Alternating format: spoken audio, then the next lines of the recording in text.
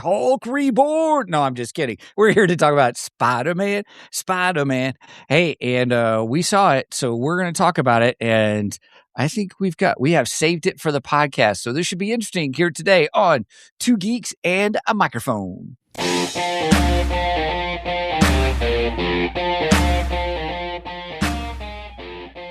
Welcome to the Two Geeks and a Microphone podcast, your one-stop shop for television, movie, video games, comic books, book reviews, and more. Now, without further ado, here's Steven and Mike.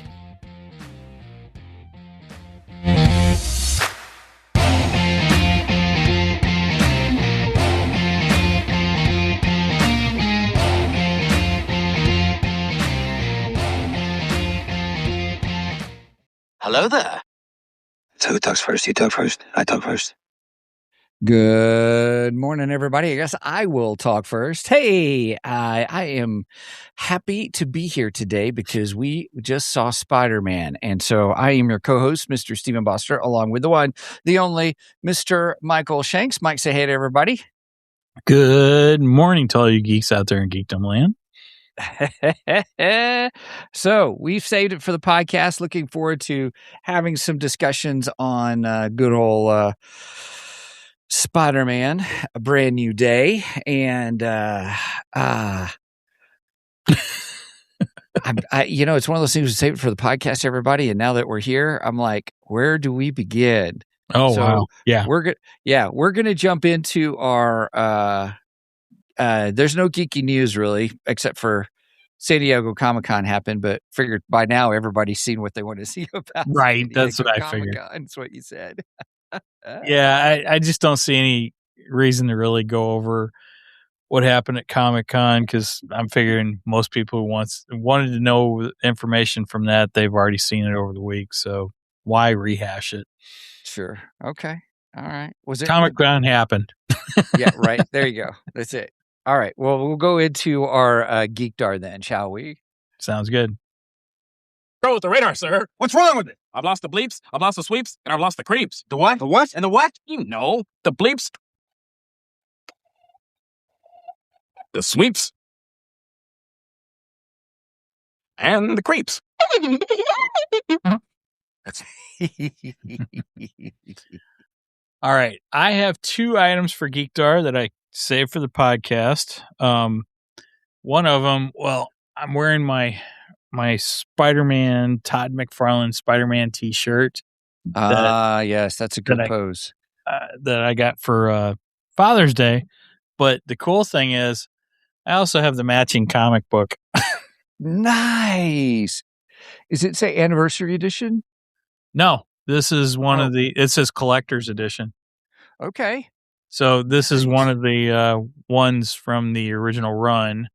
I don't know if it's a first print or not. I had to look, but it was at the flea market. I'd been there for the last 2 months, and I was like, I'm going to get that because it matches my T-shirt, not to mention I used to have it. So now I have it again.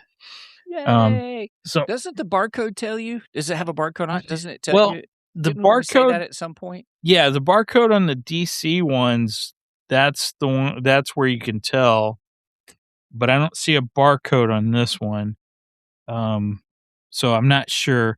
I have to look up and find out how I can tell what printing this one is.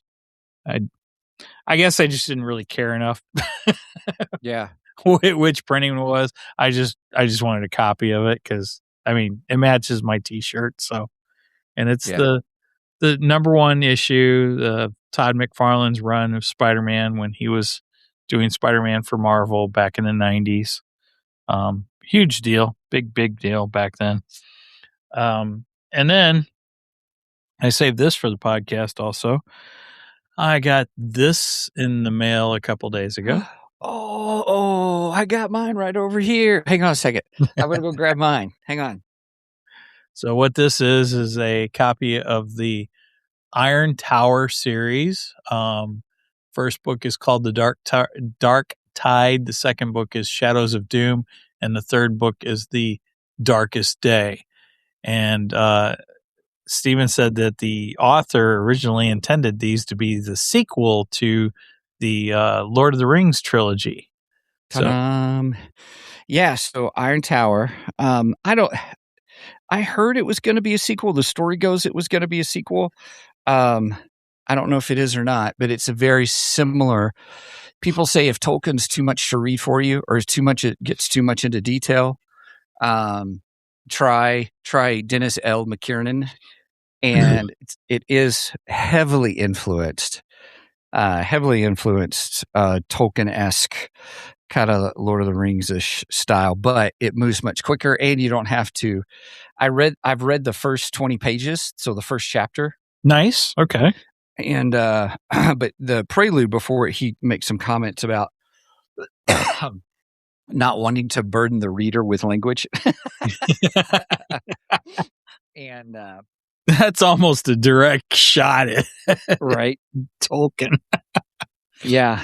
But the story goes he had a bike accident, and so while he was laid up in the hospital and then healing, that's when he wrote it. And then they didn't. He wrote it, and then was it Penguin? I think it was Penguin bought it or wanted to print it, but then Tolkien Estate said, no, we're not going to do expanded universe kind of stuff.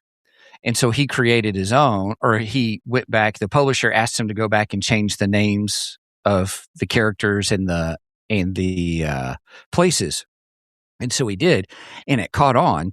And then he created went back like prequels to kind of explain more of the lore. And then there's another series that takes place after it, kind of a thing. So, but nice. A lot of people say it's really good. But all 3 books all in one for one decent price is not bad.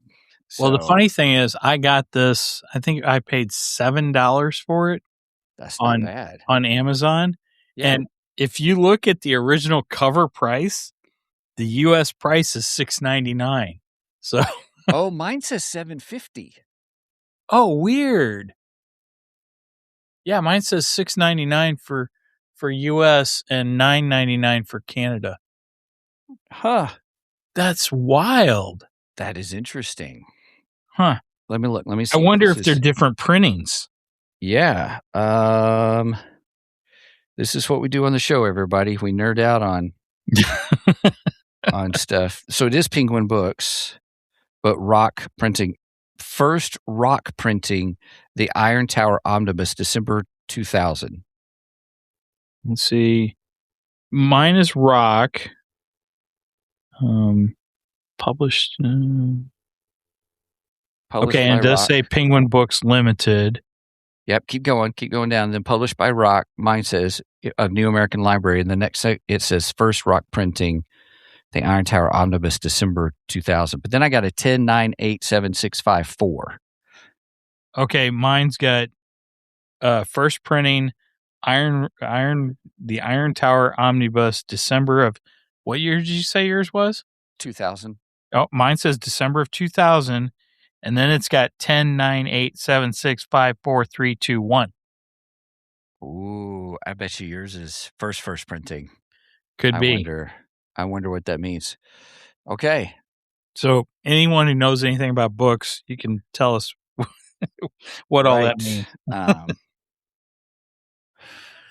See in my book, first printing, I'm asking AI, December 2000, then a 10-9-8-7-6-5-4, but my friend has 10-9-8-7-6-5-4-3-2-1. Blast off.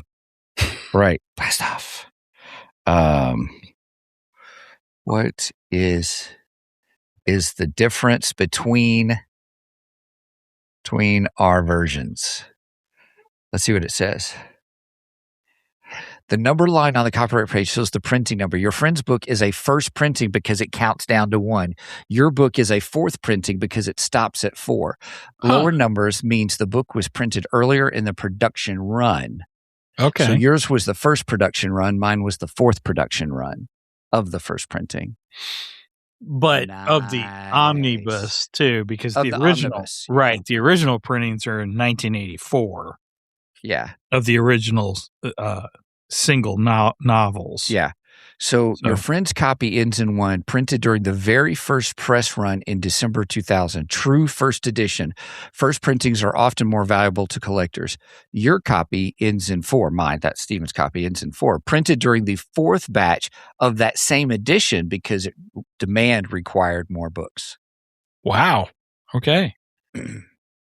Wow. I mean, it's really good shape. I'm very impressed with the shape of the book. Yeah. Yeah. That's crazy. Wow. Yeah.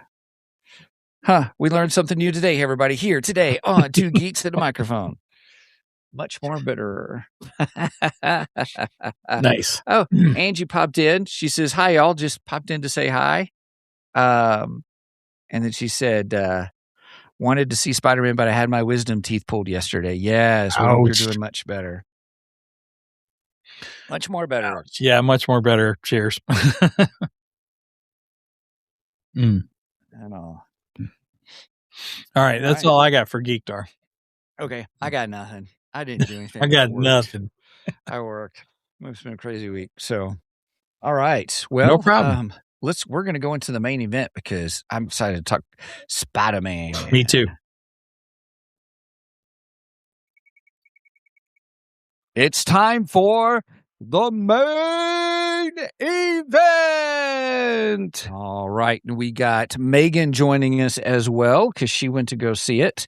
And I'm sure, is Brenda going to chime in too? I'm sure she'll chime in the comments. As soon as she stops yelling at the dog. Right now our dog's going nuts over something. We don't know what she's barking at, but something's got her all flustered. Yeah. No, we went and seen it last night. Yep. Same here. We saw it probably almost the same time. It was 5:30 our time. So let's see, 5:30 your time. Oh, that's 6:30 my time? Mm-hmm. Oh, okay. I don't know. I get that confused. That's okay. So we watched it. We were only like 30 minutes apart. Yeah. Yeah, because it was 7 o'clock for us. Yeah. Did you guys have the specialty popcorn buckets? We didn't buy one, but they had 2 for us. They had the one that was kind of a white cover, which is just like the regular get the bundle. But then they had like a collector's edition that was Spider-Man's face and a lid to the popcorn. But we didn't. I think there was 3 metal tins. Were there? Okay. I think so. Yeah, one was a metal tin, the other was the plastic one. I was like, yeah, I'm not paying that much for a piece of plastic. I wanted to. Not saying I didn't want to, but I'm like. The only one that I really saw was the Spider-Man hand, and it was shooting out the web. So the web was the popcorn container where you put the popcorn, and then there's a straw down the center of it, and Spider-Man's wrist is a cup. So you had a popcorn bucket and a drinking cup all in one thing. Oh, wow. That's funny. It looked pretty cool. Yeah, it looked cool. Yeah. It was $50. Yeah, I wasn't paying $50 for it, though. Yeah, I wasn't either. I'm like, that's just crazy how much those are. Real quick, Zig's in the house. Zig says, nice book, talking about the Iron Tower. Thank you. Series. We're excited about, I'm excited about reading through it just because I enjoyed Lord of the Rings, the movies, but I thought, I have two of them. I have Fellowship of the Ring, and then I have the third one. Why can't I think of it all of a sudden? Return of the King. But I don't have the Two Towers book because I wait to see if I can find them like super cheap, like at Goodwill or something, and then that's when I get them and all. So somewhere Brenda's got a box set of the Lord of the Rings. Yeah. But I'm not sure where in the world it went to. But I know she has it. She had that before we got married. I got it. Oh, she's got it. She knows where it is. She knows. Looks like she's going to look for her geekdar now. That's funny. So in a minute here, I'm sure she'll come in here. She'll chime in. Right on. So, all right, Spider-Man. So everybody, we kind of do a non-spoiler review first, and then we're going to spoilerific territory. So if you have not seen it, at that point, we'll ask you to go watch the movie, then come back and watch the rest of the show. So with that being said, we're going to do our, non-spoilery section here. Who wants to start off? How do we want to start off with this? I'll start it off. Okay. So when this first got announced, I wasn't totally excited. I didn't start getting excited. Yeah, I was like, we'll see, Yeah. And then as trailers started getting dropped, I was like, "Whoa, this is starting to look pretty good." Okay, and it just built up the excitement. Just like, oh, there it is. So Brenda's got a Lord of the Rings. Oh, she's got The Hobbit, and okay. Yeah, it's all 4 books, all in nice box. That is a very nice box set. I bet that thing's worth some money. I have no idea. I've never looked it up, but that looks the books are really nice. The Hobbit is a great read, a great introductory read, and then So I've read The Hobbit twice. I don't really like it. I've always been intimidated the way people talk about the Lord of the Rings books. I've tried to read them, and I just can't get through them. Too many songs, too many descriptions of blades of grass, and I mean, J.R.R. Tolkien is a fantastic writer. Don't get me wrong. It's just I just can't read that. So I was thrilled when the movies came out. Anyway. Let's get back. I say I've never been able to read all of them. Very hard to read, and that's where I heard that the Iron Tower is a much more easier read. Cheers to that! Yeah, cheers. There we go. So anyway, back to Spider-Man. Back to Spider-Man. Go for it. When we started getting news of it first, I wasn't super excited. And then as the trailer started to drop, I'm like, ooh, this looks really good. And actually watching the footage of him filming, that's pretty cool. You should go back and look at some of that, because they didn't just do CGI for all of his swinging. Some of that was practical stunts. Wow. And it's pretty impressive. Did Tom actually do the? Yeah, that Tom actually did. And I was like, holy cow. I mean, they had him up on a crane truck and had him swinging from that crane truck and everything. And of course, they enhanced it with CGI and such, and I wouldn't say every single shot was done that way, but there was several of the New York street scenes that we saw where that's actually Tom Holland swinging back and forth and stuff. Yeah. So that's very cool. impressive. Yeah. That's some cool stuff. I hope they do a behind the scenes type thing when they do this film. Maybe since it's Sony and not Disney, maybe we'll get something like that, because Disney's gotten really bad about stuff like that. They just don't do cool stuff like that. Something that got dropped off of Star Wars when they took over was doing all the documentary stuff. So I would love to see a good documentary done of this film. I think that would be fantastic. Anyway, the film itself, though, highlights for me, Punisher being in the movie. Yeah, I thought about you with the Punisher in it. I'm like, I bet you Mike's loving this. Oh, I did. I loved every moment that Jon Bernthal. How do you say his name? Bernthal, I think. Yeah. Every moment he was on screen, I loved it. It was fantastic. And seeing Hulk, full on Hulk.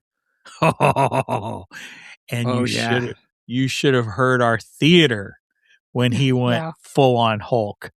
I was like, oh, they cheered and clapped when they saw that full on green, gigantic Hulk. And I was like, Disney, you should be paying attention to this.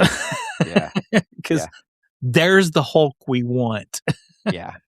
Yeah. So those were great. Overall, I thought it was a really, really good movie. In fact, I would go as far as to say this is probably going to be my number one pick of the year. Once the year is said and done. Yeah. Okay. All right. We do have Doomsday. Yeah. Right. Yeah. whatever. Doomsday comes out in December. So yeah, Doomsday could. I don't know. I mean, it looks interesting. Doomsday again, looks interesting. I've liked all the solo Spider-Man movies. Me too. There hasn't been a solo Spider-Man movie. Well, except for the one we don't talk about. Yeah, the second Andrew Garfield wasn't that great. But I mean, out of the Tom Holland ones, I don't think there's been a bad solo Spider-Man. And then the third one of Tobey Maguire, that one's bad too. But other than those two, every other Spider-Man movie I've loved. Okay. Right on. I can't complain. So, okay. Do we want to rate it right here too? Yeah. And what are we using for our rating scale? Megan, go ahead. What are we using? Why did I just forget what they're called? Inhibitors. Thank you. I don't know why that just left. So Inhibitors. Peter Parker builds what he calls an inhibitor to I don't want to say too much because it's kind of spoilery, but he takes inspiration from Banner. He takes inspiration from Dr. Bruce Banner, who uses an inhibitor to keep himself from changing, from hulking out. Okay, so we'll just say it that way. Other than that, I don't want to give too much because that goes into spoilers, and I don't want to give a spoiler at this point. But so Spider-Man wears these inhibitors, or wears a inhibitor throughout part of this movie, not the whole thing. And I will give it 9 out of 10 inhibitors. I thought this was a really good Spider-Man movie. I'm still undecided if it's my favorite because I really, really liked the last one where we had all 3 Spider-Mans. Oh, yeah. Probably if we didn't have all 3 in that movie, I would have to say this would be the best of them. But man, the 2 of those are just right up there with each other, in my opinion. Okay, that's good. Let's see. So I absolutely adore this movie. It had heart, it had action, it had buddy cop moments, which I absolutely loved. He and the Punisher I thought were great. At one point, Kelly leaned over and said, "Man, they're acting like a married couple." Yeah, they kind of did. Good comment. It was great to see the Punisher in it. I did enjoy him being in there, and I liked some certain moments we'll talk about in the spoiler sections with him. And then having the Hulk in it was good. I mean, I don't think we're spoiling anything because you see it they play a lot of that in the trailer, and so, or not a lot of it, but that he was in it was really good. There's other parts that I'm not going to say just because of spoilers. It was fun. It was enjoyable. It had heart. There were moments that really were emotional. There were other ones that were really you just excited and pumped for them. I think it ended on a high note. So it was really encouraging. Some of the angst that I had, the problems that I had with the last movie, they kind of helped. They continued with those moments, but we're working through them. Like, I didn't like the aspect that nobody knew who he was anymore. I understood the purpose. I got it for the storytelling, and I really didn't like it, but I like how they used it in this one. Now, that's kind of funny because you and I went through Spider-Man One More Day. Now, granted, One More Day, I don't think it was erased from everyone's. I don't remember how they did it in One More Day. But in the comic. Yeah, in the comic. But you and I both really liked that story, actually. We did. Which is funny because that's gone down in history as like the most hated Spider-Man book ever. and you and I were like, well, let's read it, because we had never read it before. Yeah. And we actually enjoyed the book. I liked the way it ended and such, but so that's interesting that you didn't. I know we did our review. I just didn't remember exactly what you said on it. That was only because, a lot of people, if when we do movie reviews, I don't like it if the good guy does not win. Sure. And I felt like that was him not winning, kind of a thing at the end. So it was just a weird taste in my mouth from the last one. Okay. But this one, it made sense to lead into it, and they kind of used it, and they used it for the story, which I was like, okay, I like how you did that. So, but it did, because it created an emotional angst in the film itself, which was really good all the way through. So I enjoyed that. So Spider-Man was great. They were in the commercial, so I'm not spoiling anything. The hand. The fights with the hand were what you see in the trailers were just great. We'll talk more about that. And then, so I enjoyed it. What was your score, Mike? How many? I gave it 9 inhibitors. I wanted to give it a 10. I'm giving it a 9.5. Okay. I really enjoyed it. And, I have to talk spoiler area why I gave it the 0.5 demerit. But I will say this, Kelly and I came out of it and we were like, okay, we're talking about what our scores would be. And then we started talking about, was it worth seeing in the theater? Yes. Totally worth seeing in the theater. That's so funny. Your conversation is our podcast. Right? Right. And then we said, would you see it again a second time? And she said, yes. I said, in the theater? She goes, wow. Absolutely. And then we started laughing. I was like, wait a minute, it's in 3D. So is it worth going back again to see in 3D was the conversation. I can't remember what we said, if we ever came up with a final answer to that. Cause I said, I would rather use that money to buy it on digital. So you can watch the day it comes out. Yeah. Yeah, I agree. I'm not much of a 3D guy anymore. I can't do it. Yeah. Really? It gives me headaches. Does it? Mm-hmm. Yeah. And I've just gotten over the whole 3D thing. I don't care anymore. Yeah. Remember when they used to have 3D TVs? Are they still around? I don't know. I don't. Yeah, that's a good question. I don't really know if they do or not. Yeah. Huh. Anyway. I don't know. All right, Megan. Megan, your turn. You're up. I really liked it. I mean, it's Tom Holland, Spider-Man. I've loved every single one. I think he's my favorite just because he does so well with both Peter Parker and Spider-Man. I agree with the sentiment that Tobey Maguire is a great Spider-Man, Andrew Garfield is a great Peter Parker, and then Tom Holland is great for both. I mean, they're all great for both, but they shine the most in their... You look like you're going to argue that, Ted. I'm letting you talk. I'm not saying anything, or I was trying not to. You said that though.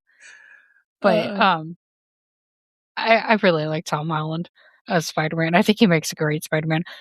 I think his dynamic with Punisher in this film, it really sets up. I want a Spider-Man and Deadpool movie. That would be cool. I think Tom Holland is the best Spider-Man to set up with, like, to pair with Deadpool. And I think it would be great. I wouldn't disagree with that. But I was a little bit disappointed with something that I could say. Is that okay? So that's spoiler territory? Not really. Okay. So when we got the trailers, I was really excited because I think the first trailer we got, you get Keith David's voice right in front talking about mutations and all that. I thought he was going to have like an actual role in it, and he didn't. No. It was just the voiceover on the video. So for those that may not know, who's Keith David? Well, he's a very big, well, I think I'd say he's very big. But he's played the Cat and Coraline. He was Goliath in Gargoyles. He's Dr. Facilier in Princess and the Frog. And then from has been, where are you? He's Husk. He's the cat. He seems to play cats. It's like Sure. weird. So he is a voice artist. Yes, he is a voice actor who I absolutely adore. And I just really like his voice. But so I was hoping he was actually going to be in it and have like we were going to get Keith David in the Marvel Universe, but no. Oh, go ahead. You haven't given your score yet. Sorry. But I think I'd agree with a 9. A 9? Okay. Yeah. One other thing I wanted to say, the big bad in this one, the villain in this one, was very intriguing. When it happened, and they did a very good job of hiding it. They did a great job because I didn't expect it whatsoever. I'm sitting there going, "Who is this? Who is this? Oh my gosh, who is this?" Yes. And I think that was one of the things I really liked about this film because I had no clue who it was and everything. In fact, I'm sitting there going, "Did they create a new Spider-Man villain here? What's going on?" Yeah. So, even Kelly was trying to guess, and Kelly's not much into the whole comics and stuff, and so she was trying to understand who it was also as well. It's like, is this a new Spider-Man villain? Because she stated that, and I'm like, I don't know. And then things come out, so it was good. This is one thing I definitely don't want to spoil for people because it was a very nice surprise. I agree. So when we get into spoiler territory, if you've not seen this film and you don't want spoilers, please don't. Unfortunately, turn us off. Go to the movie theater. Go see Spider-Man. Then come back and finish our video. And I do agree that it's very worth seeing in theater. And I would definitely go watch it again in theater. Oh yeah, very good to see in a theater. Yes, totally agree. And we saw it on the deluxe screen. So, and as far as One More Day, it's Peter and Mary Jane's relationship that got altered. For everyone. And that happens in here too. That happens in between these movies too. True. Yeah. But you were asking about like how his people's memory of him were affected. It wasn't necessarily. Oh yeah, it wasn't necessarily that they forgot who Peter was. They just didn't. It was like him and Mary Jane's relationship wasn't never happened. Yeah. Right. Yeah. Which I get people not liking. I understand that. But to me, the way it ended, number one, well, if you can go back and watch our One More Day video to get all that. I'm not going to rehash all that. I ended up liking the book. I thought it was a good book. And I think it's funny that I like a book that's considered the most hated Spider-Man book of all time. You like Superior Spider-Man too. Yeah, I don't think Superior is most hated. No, it got a second run, so it got a sequel. So, sure, yeah, it's not most hated.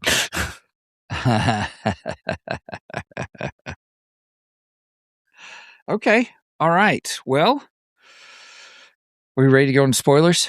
I think so. Okay, spoilers. All right, everybody. We are headed into spoilerific territory, pretending to be Kilroy again. We're going into spoilerific territory, and okay. Maybe we should cut that banner down a little bit. I don't know how it does that actually, so I think it is all the way. I'll look into it later. So anyway, all right, we're hitting spoilers, everybody. Okay, so now, who wants to go first on their? I'm going to go first on my favorite parts. We're hitting spoilers. If you don't want to know anything, Stop. You've been warned. We want you to enjoy the film. If you don't care about spoilers, then hey, great to have you with us. All right, alrighty dighty. My favorite part. So this is what Kelly and I do after we see movies. What's your favorite parts and stuff? My favorite part was when someone asks him the question, are you Peter Parker or are you Spider-Man? And this is the scene where it looks like it's a cage match with him and the Hand. Oh, that was good. And he takes off his inhibitor, and then his eyes go black, and you're like, every time that happened, I was like, that's so cool. One of the Hand members comes down with his blade like to get him, and he shoots his webbing from his body, because now he's like, that's like Spider-Man 2, where he said Spider-Man number 2, which I thought was kind of funny. And then the Tobey Maguire Spider-Man, because Spider-Man. They play on that in the last movie, the fact that the Andrew Garfield Spider-Man and the Tom Holland Spider-Man both have to use web shooters in order to shoot webs, but Tobey Maguire just does his naturally. Yes. Yeah. And I thought that was a great callback to that. And I thought that was nice to connect. And then he sits there and he hits the sword, or he gets the sword, and he just shatters the sword with his webbing, and he goes, I'm both. I was like, oh. And then that whole sequence of him fighting them, and just seeing that he's becoming I guess as they reference it, as an adult spider. That makes sense. Yep. And I love that scene. I could watch that over and over and over again. I like it when he's watching the Hand and he goes, that's so cool.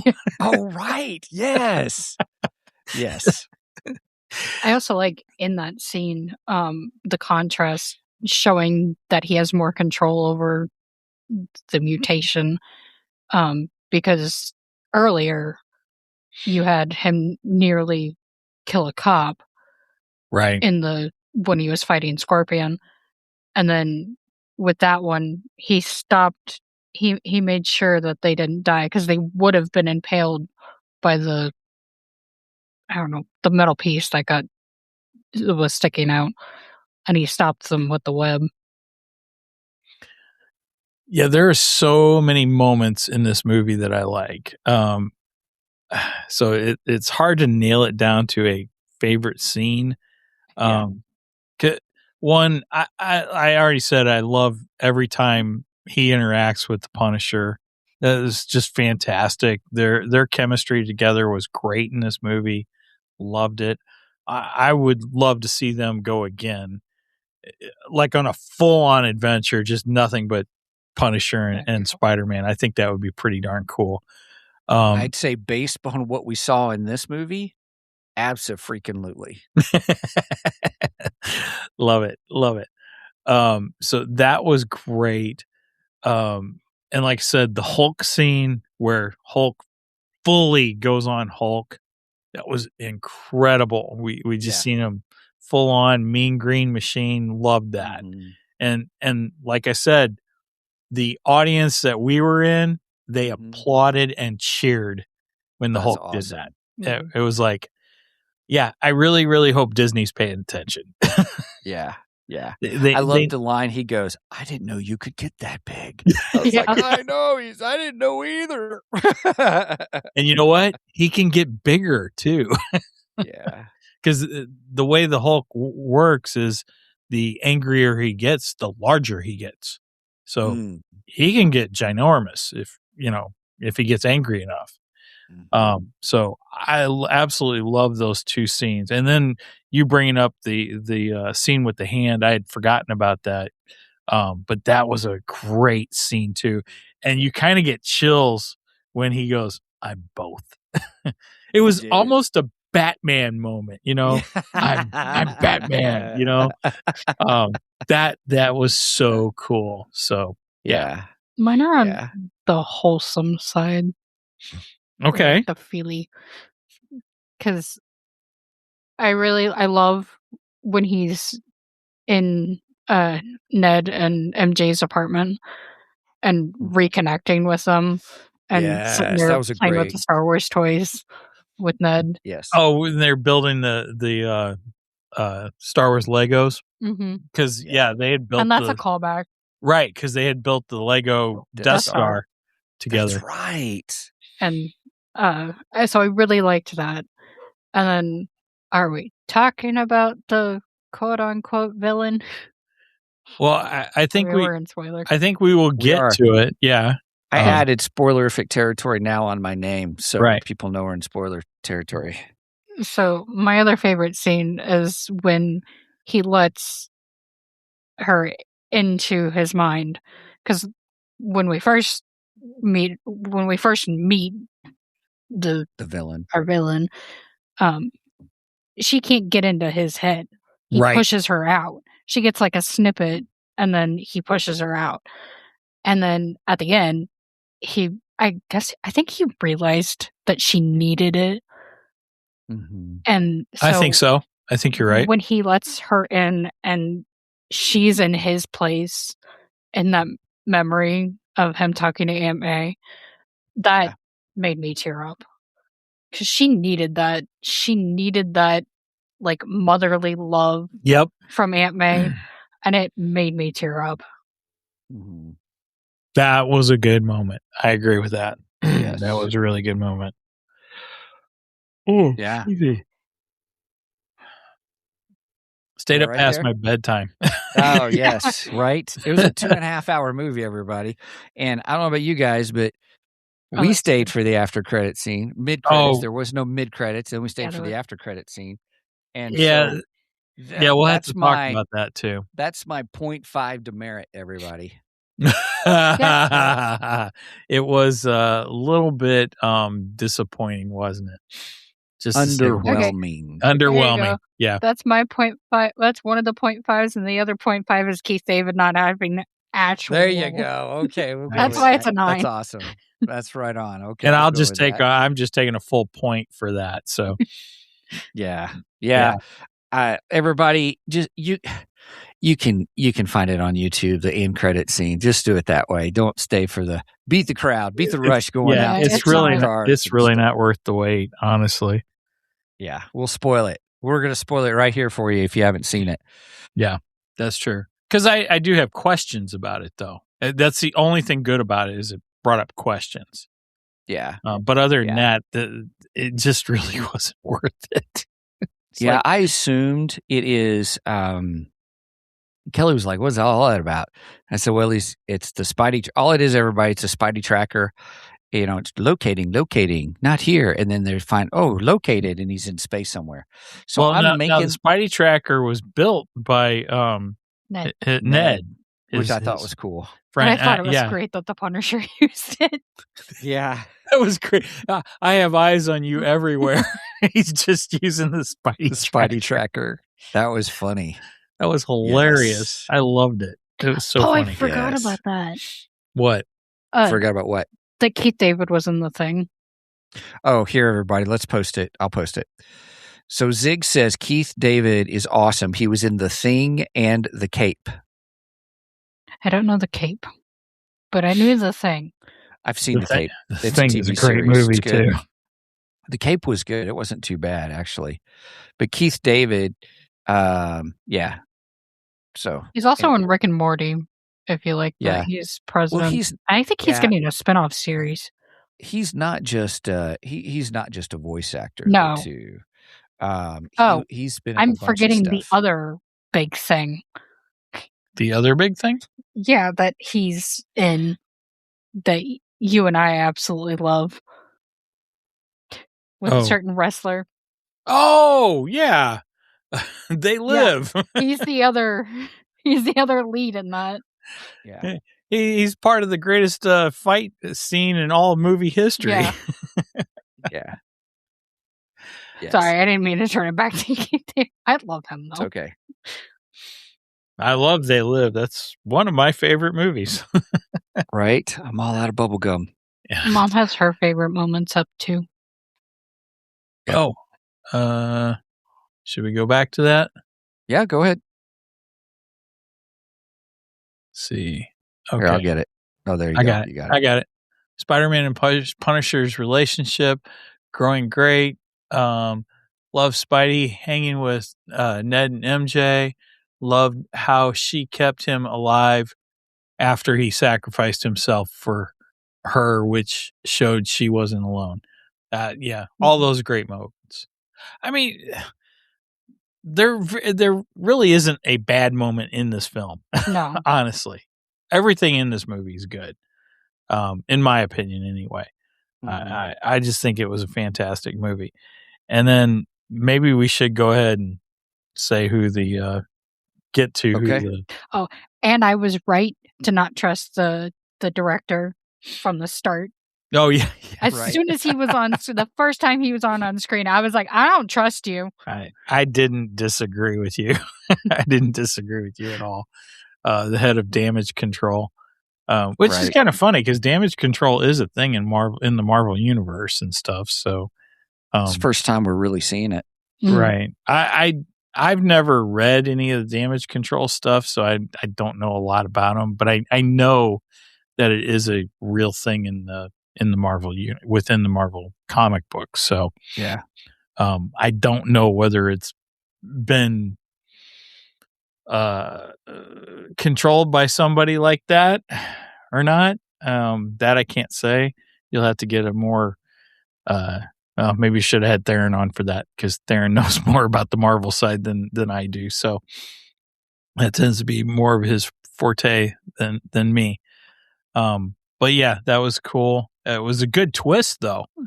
I enjoyed that twist. The fact that the director was actually kind of the bad guy in the end, But so we keep talking about this villain, and the thing that to me was intriguing was, so we get the villain at the very beginning of the movie, and the villain is hopping in and out of different people. And I'm sitting here going, who is this? I can't think of a Spidey villain that has this power. I don't know who this is.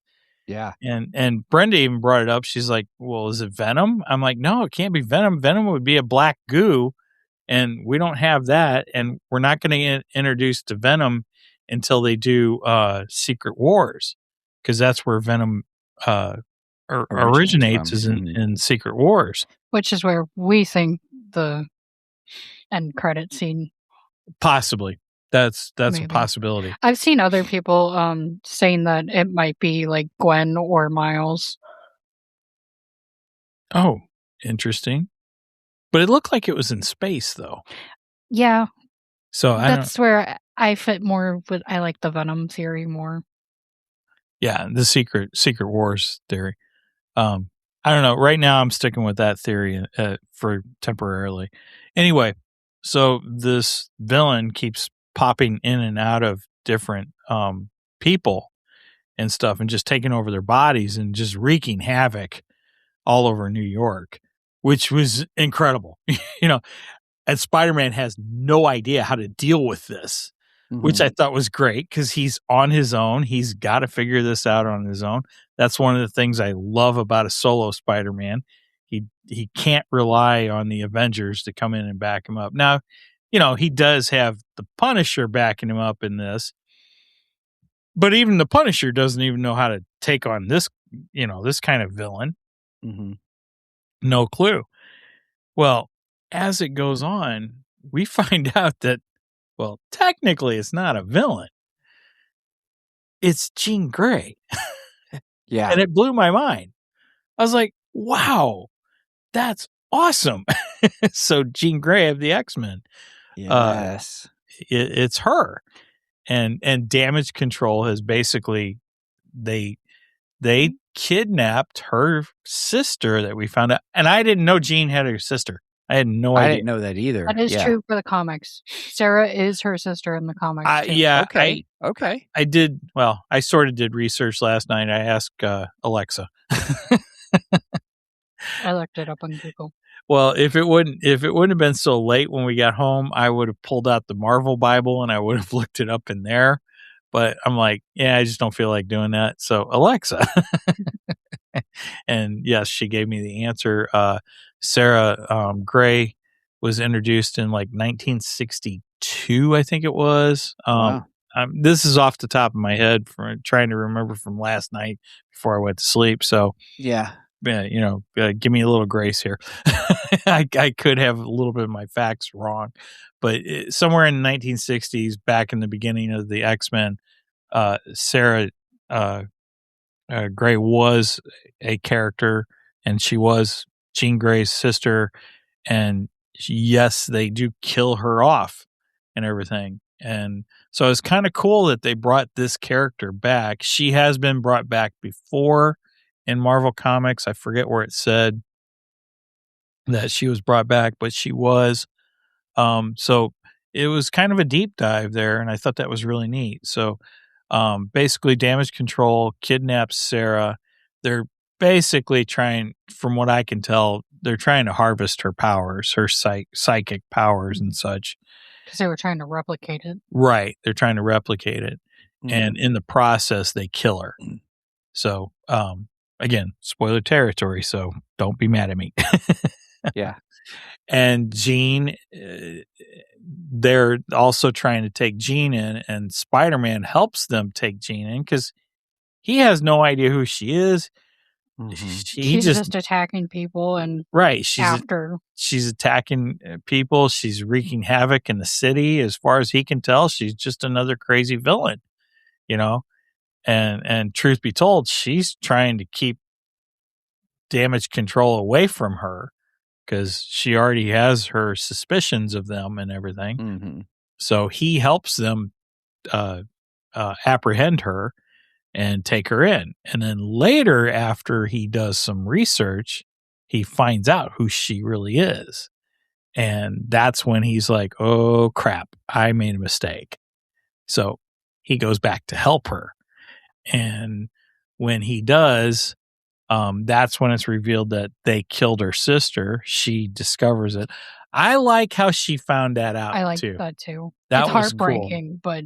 Yeah, but it was cool because her sister got her a message and basically told her to look for VMAX. And and then she says VMAX to Spidey at one point. No, it's because when she was inhabiting their minds, she was using them to try and look up VMAX on the computers. Okay. And Peter found that out. Right. So Peter finds out about VMAX. Peter blanketly asks the director of Damage Control about VMAX, and he's like, I have no idea what you're talking about. And he genuinely but you don't realize that till the end. Right. You don't realize that until she asks him too. Right. Because when he did ask him and he's like, I have no idea. I'm sitting there going, he's lying. He knows exactly what that is, And, but we find out when Jean asks him, he's like, why does everybody keep asking me this? That's the second time today I've been asked this. And I have no idea what this VMAX is. And come to find out, Jean looks up. Right. It's not actually VMAX. It's VentMax. VentMax. And it was the, the air vent above her in the ceiling. And it was a label on the air vent. Well, part of it was gone and it's just VMAX now. And that's where that came from. She realizes that's where she was when she died. Right. Right. It was a clue to where she was at and everything. So I thought that was great. It was a cool clue, and it was fun that the bad guy had no idea what in the world they were talking about. So I thought that was fun writing. I enjoyed that. Yeah, agreed. My wife, Kelly, she really liked the scene where MJ found the letter. And having that interaction, she thought was really good. That was heartbreaking, too. Yeah. Yeah. Yeah, it was. And then for her to tell him she doesn't love him, it was like, I don't know you. Right. Which, I mean, I get it. It makes sense. She doesn't know him anymore. And he never forgot her. So I half expected her to throw in but I want to know you. Right, but I think we got kind of that at the end. Yeah, with her reactions to Him and Ned. Yeah. Yeah. Mm-hmm. Yeah. Plus, I think with the end, right before the credits, I think with Ned, because I think the spell was broken for Ned for sure. So I think that'll be a pretty quick. Oh, and Megan brought up a good thing right after the movie. She brought up a question. She asked if I thought the Hulk remembered him, and I do. I think the Hulk knows who Spider-Man is. I don't know. What leads you to believe that? Because the Hulk, when he's Hulk, he mentions him. Peter says, it's me, it's Peter, I'm your friend. And then he has a visual reaction. Oh, and it's like, I think the Hulk, see, I think the mind wiping thing worked on Banner because Banner's a human, but the Hulk is different. And I don't think it worked on the Hulk's mind. Because they're still two separate Hulk beings. Wasn't out. Do what? It could have also not worked on him because he wasn't out. That's a possibility too. That's a possibility too. Because I think their minds are kind of protected when they're in each other's state. Yeah, you could be right about that. That makes sense. But I do think the Hulk knows who Spider-Man is. I think he recognized him. So I thought that was cool too. Yeah, let's go back to the Ned moment. You know, Ned had gotten the sling ring in the previous movie and was pretty efficient with it. So I forgot about that. Is there some kind of the reason the spell? Because he probably has some type of affinity for it. See, I don't know. I mean, that would be cool, but I think it's more of because I mean, when Jean tricked Peter, she used the True Love's kiss as always a way to break the spell, which I do think that could possibly be how we get MJ's memories back from everything. And maybe in the next movie, maybe whatever upcoming. But I think for Ned, it's a similar thing because with the handshake. Yeah, because they both. I mean, he muscle memory. I liked how they did that. I thought that was pretty cool. I loved how they did that. I think it's another form of true love, not necessarily in the romantic sense, the friendship, the bond that the two of them had, the platonic love. I mean, you can't tell me that they didn't love each other. Well, I'm just saying it's it's called brotherly love. It's another form of true love. I thought it was breaking cool the spell because the last word was Peter. Right. I was like, whoa, that's so cool. Right. That's great. Okay, I love how he also didn't immediately connect the dots, considering MJ said Peter when he left because he was hanging out with him as Spider-Man, and he didn't tell Ned. I think that was floating in his mind, though. Mm-hmm. You know, I think it was floating in his mind. He's like, wait a minute, who's that name? Why do I know that name? And then he probably just kind of put it out of his mind. But I did after Peter left and MJ says his name and Ned goes, Spider-Man's name is Peter? Right. Yeah. Right.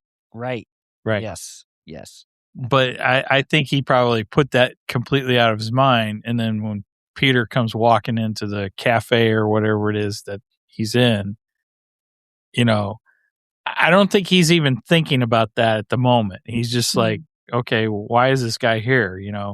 Oh, this is the guy from the party. What is he doing here? And then when Peter initiates the handshake, I think that's where it clicks. Mm-hmm. And then he's probably at that moment going, oh crap, MJ was right. It's Peter Parker. Yeah.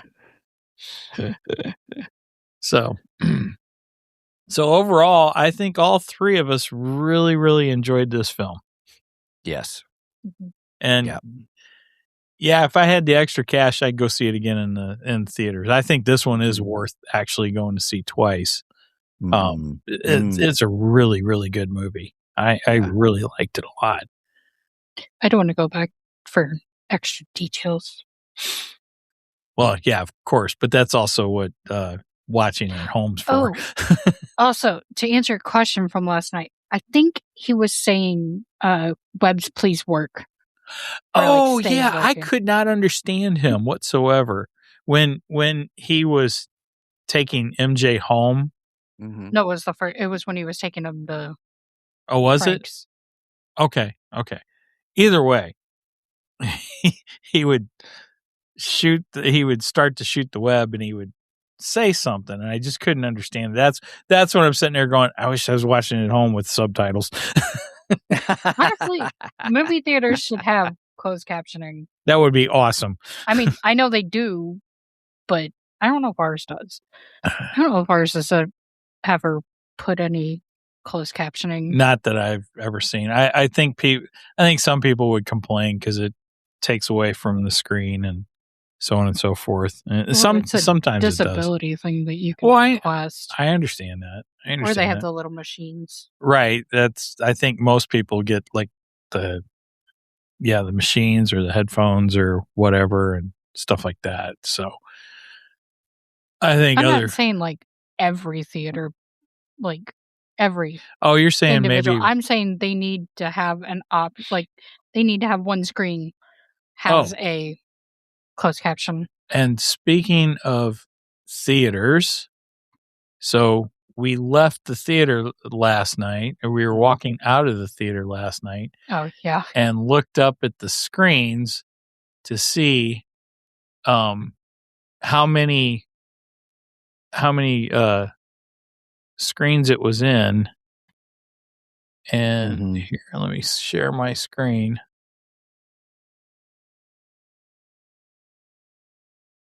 Oh, wait a minute. I'll get it. Give me some. No, hold on. Let me take that one out. I didn't get the right one. Now let me. Ah, dang it. Why is it not showing the right one? All right, fine. Just show that one. I don't know if you'll be able to see it, though. I couldn't get the photo on my computer. I don't know why it wasn't coming up, but I took a picture of it. So this shows all the screens at the movie theater. Yeah. Every one except for one had Spider-Man. Wow. And the one that was not showing Spider-Man was The Odyssey, which is also a Tom Holland. Right. Yeah. So 15 screens out of 16 had Spider-Man showing last night.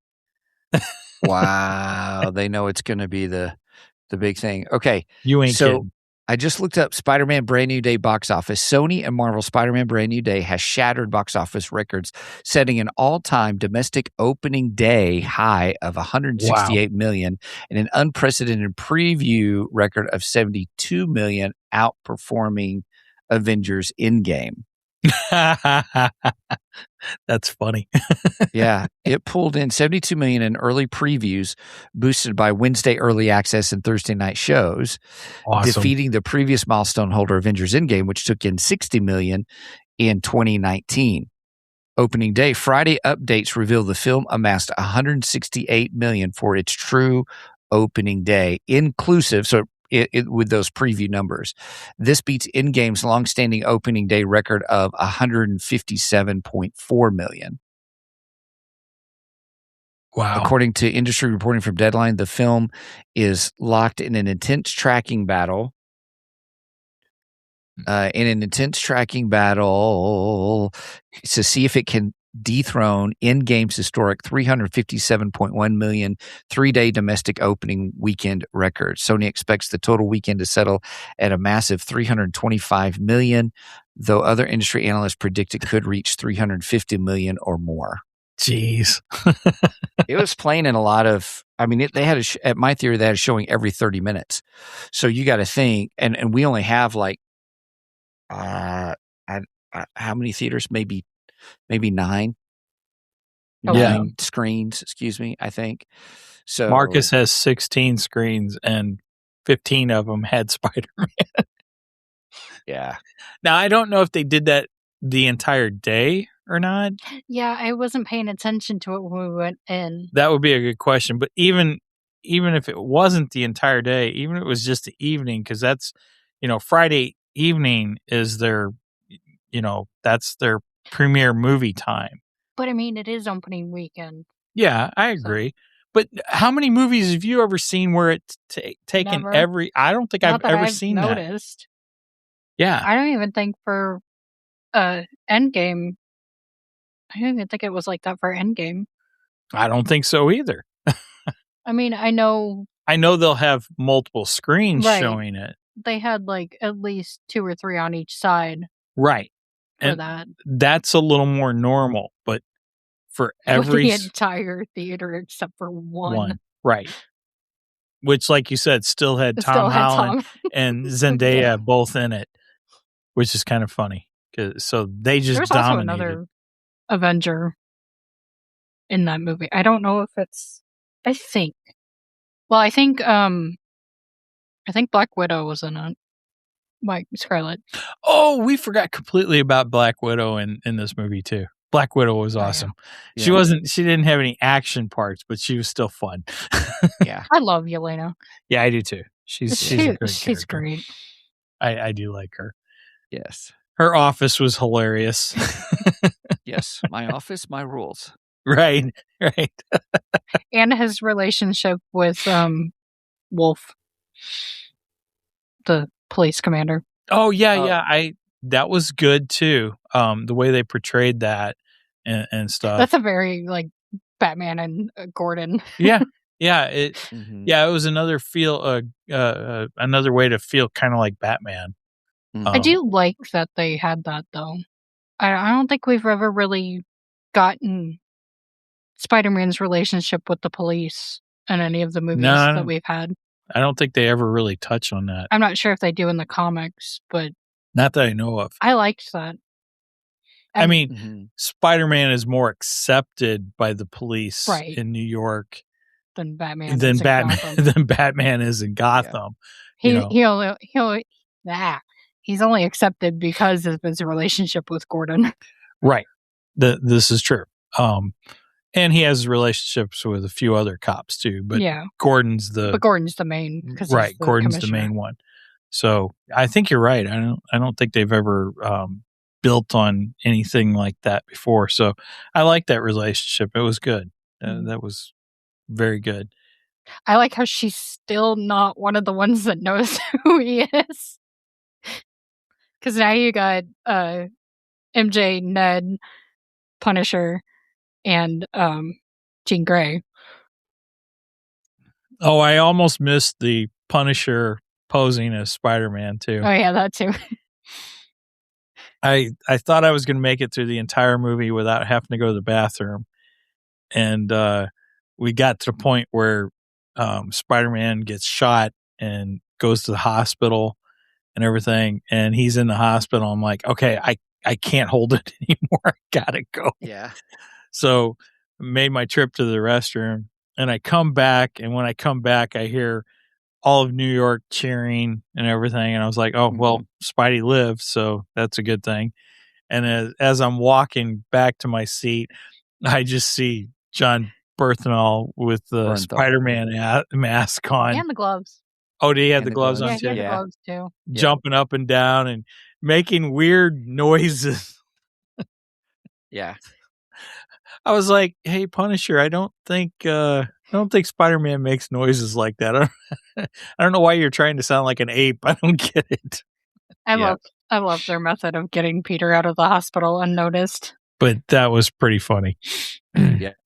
One of the complaints I heard about the movie was that I think people misunderstood in the beginning of the movie was they were like, you had all these great characters in there and you didn't use them, like Tombstone and Scorpion. Scorpion got used more. Yeah. But Tombstone got used to. Well, he did, but it was They're really short. Complaining. They're complaining that you could have done more with them. Now here's my point.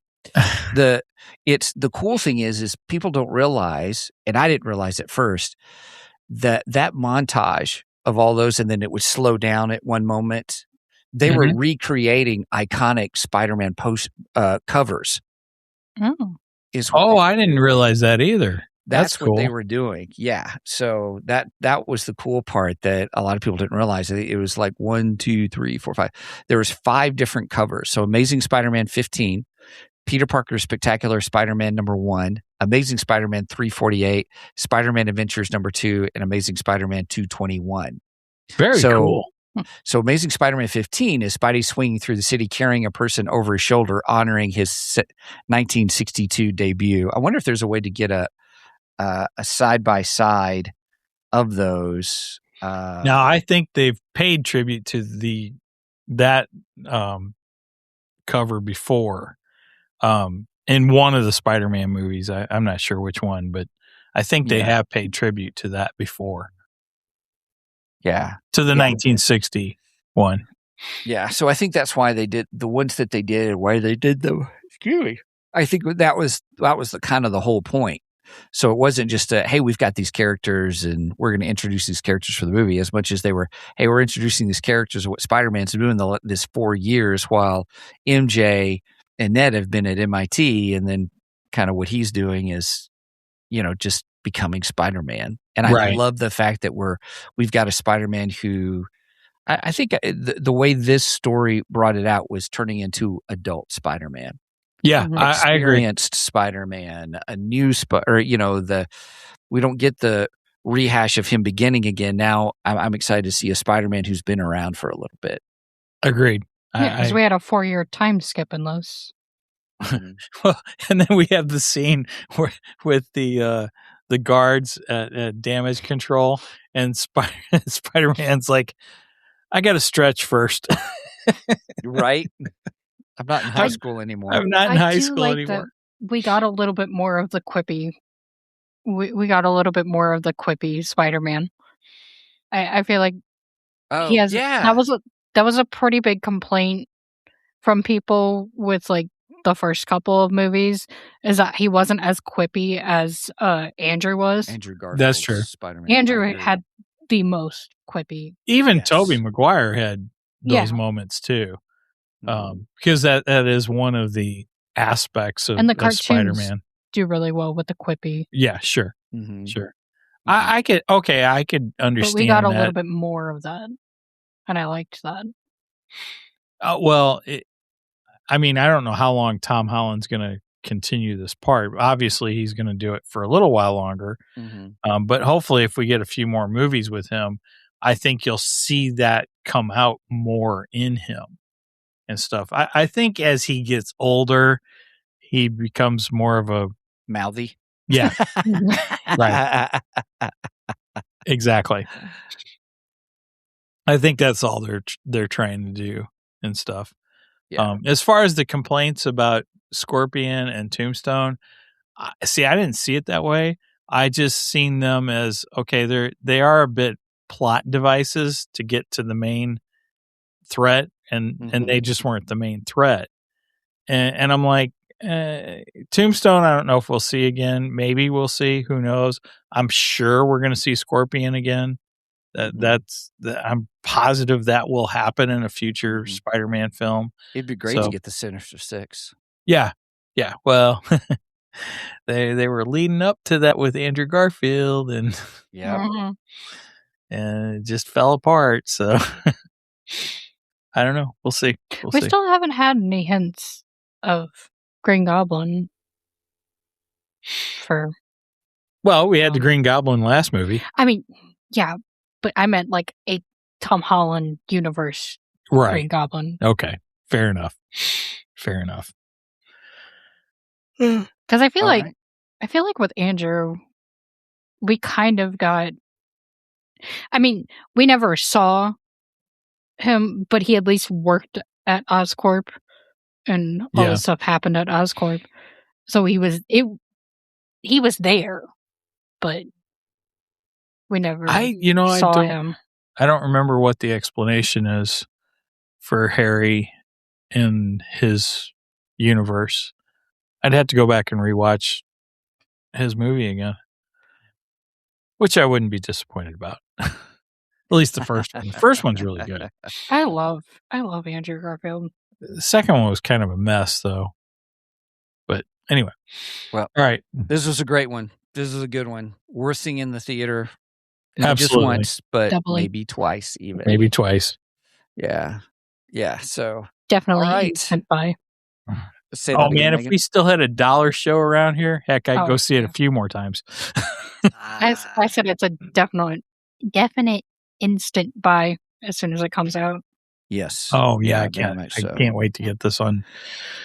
Yep. I'm going to set aside my $25 to make sure I get it as soon as it comes out.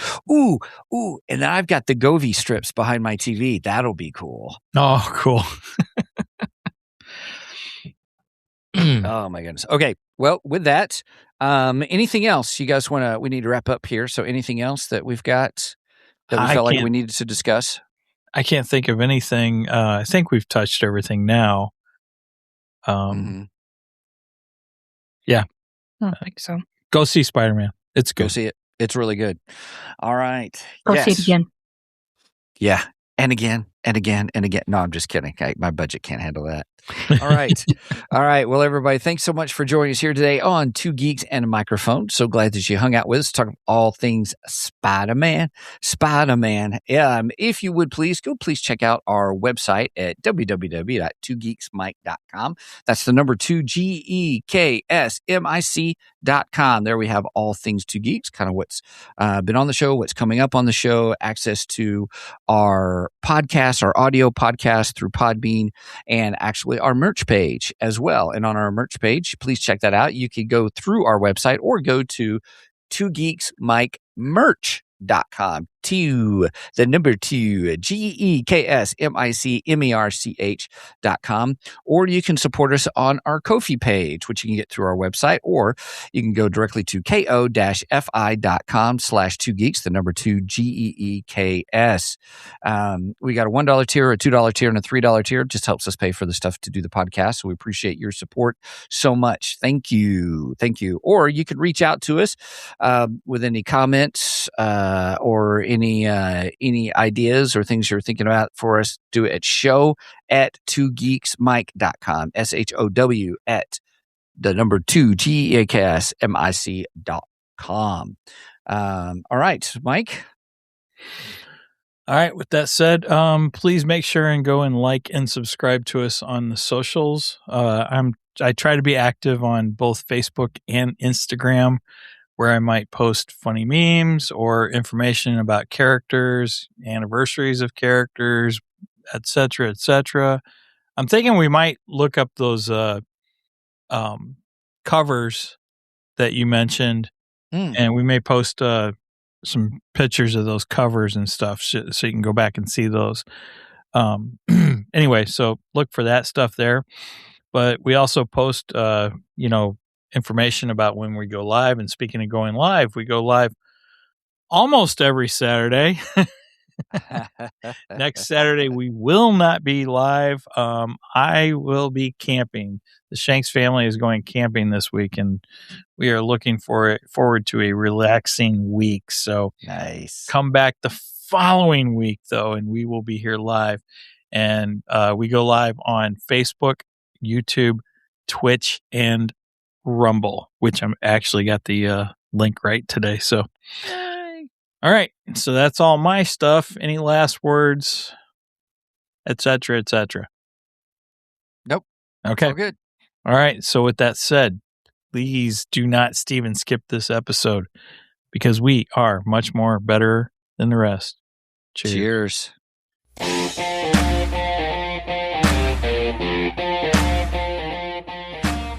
Thank you for joining us today on the Two Geeks and a Microphone podcast. Tune in next week when we will have more news and reviews. Until then, may the force be with you.